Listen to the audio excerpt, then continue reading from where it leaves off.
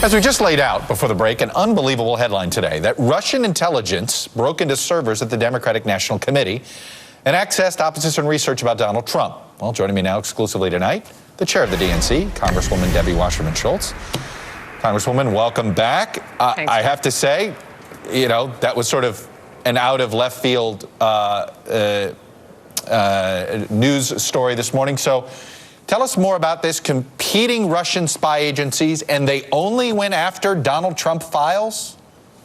Well, from everything we can tell, yes. And what we did in late April, our really incredible, capable technology team detected that there was some suspicious activity. And when that occurred, we immediately contacted CrowdStrike, which is the leading forensic expert firm in this space, and secured their services. And over the course of the last 6 or 7 weeks, we made sure that their surveillance really dove deeply into our network to get a handle on what was happening. And thankfully, over the weekend, we were able to successfully migrate our entire network and rid our network of these intruders. And they did, as you said, get access to some opposition research files.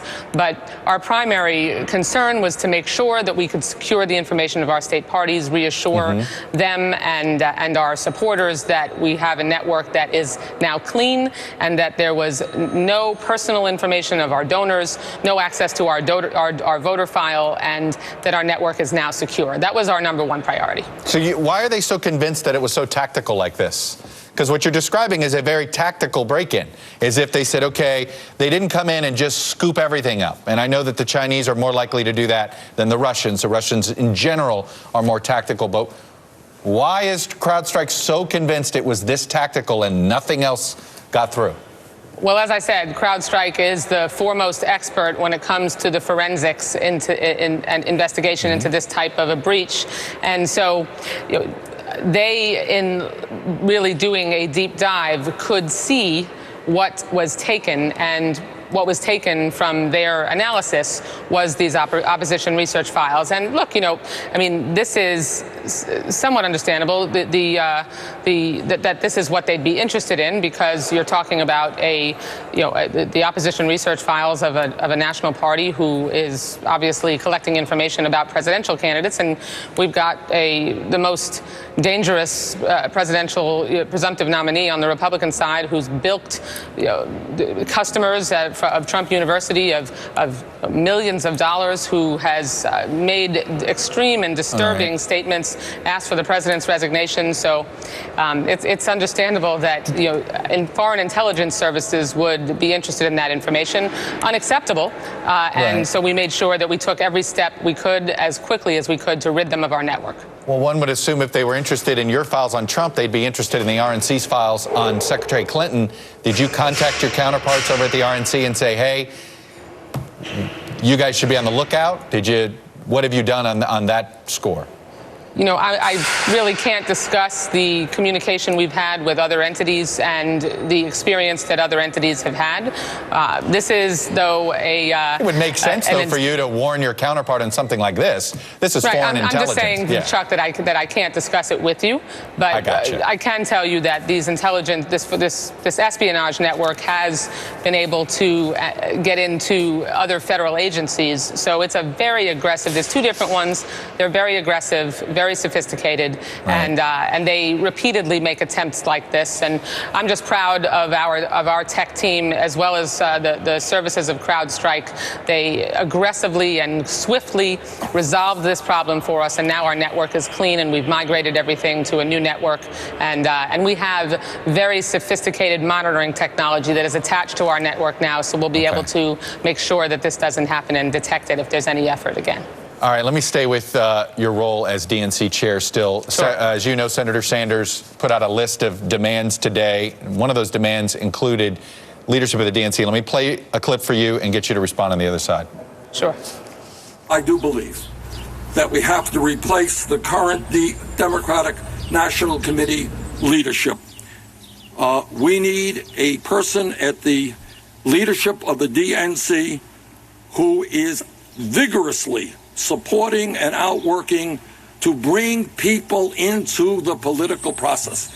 Yeah, I know political parties need money, but it is more important that we have energy, that we have young people, that we have working class people who are going to participate in the political process and fight for their kids and for their parents. If you are the impediment to unity between Sanders and Clinton, do you wash your hands of this post and walk away? You know, Chuck, I'm so proud of our incredible team at the DNC that has been working night and day for months to stand up our general election effort all across this country, make sure that we can hire hundreds of staff to place in battleground states, which we've been doing. In fact, just about a week or so ago, there was an article that talked about the panic that has been struck in the hearts of Trump supporters because we are clearly already out organizing and out mobilizing the Republicans. They're not even staffing up nearly the way we are or getting organized. We have a digital and technological advantage that we've maintained and expanded. So we are singularly focused. We're all going to be coming together to unite against making sure that the most dangerous presumptive nominee that any political party has ever nominated in Donald Trump, who, as I said, just called in the wake of the worst mass shooting in American history in my home state, Donald Trump demonstrated his so-called leadership by calling for the resignation of the President of the United States and questioned whether he was more committed to terrorists than he was to our country. And that's outrageous and unacceptable, and that's what we're singularly focused on at the DNC, to make sure we elect a Democratic president in the fall. I understand that, but Bernie Sanders has a list of demands. One of them includes changing the leadership of the DNC, and he spoke about all of the leadership, not just you. Do you feel as if your job is part of this negotiation between Clinton and Sanders? No. What I know is that we are working hard to make sure that we have the best nominating convention that any political party has ever put on that will launch our nominee to the White House. And into the fall campaign, we continue to draw the very stark and clear contrast between our party's nominee and Donald Trump, who has, as you've reported, proposed banning an entire religion, and even his own party members are condemning him for that proposal. Declaring entire ethnicities like Mexicans who just are coming to this country to make a better way of life for themselves and their families, rapists and drug dealers, saying we should deport 11 million undocumented immigrants. I mean, this man is not only unqualified, he's disqualified himself from being a candidate for president or even getting anywhere near the White House. That's what we're focused on. Madam Chairman, I'm impressed with how you shifted this back to Donald Trump.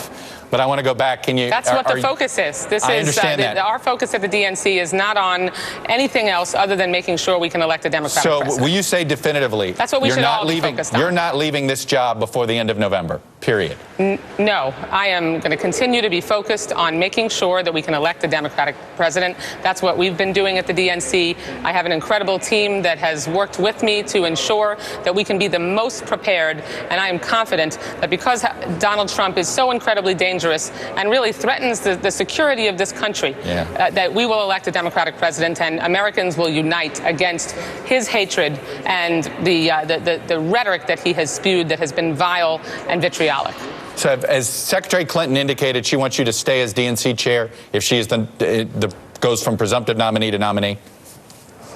You know, I have very much appreciated the support of the president, the vice president, Secretary Clinton and her team, and I look forward to continuing to work as hard as we possibly can to make sure that we can elect a Democratic president, and that's what we're singularly focused on because there is so much at stake.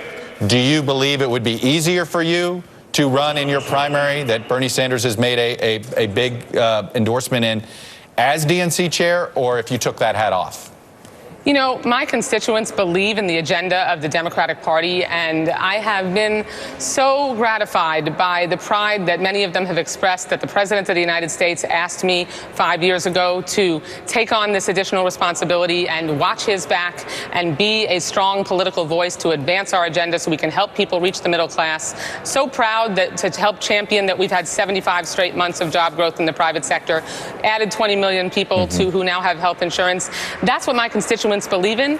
And so I've been helping make sure that we can accomplish those goals. And I'm so proud to represent them and look forward to asking for their support on August 30th to be their Democratic nominee, and then to continue to represent them in our nation's capital. It's a tremendous privilege that I don't take for granted.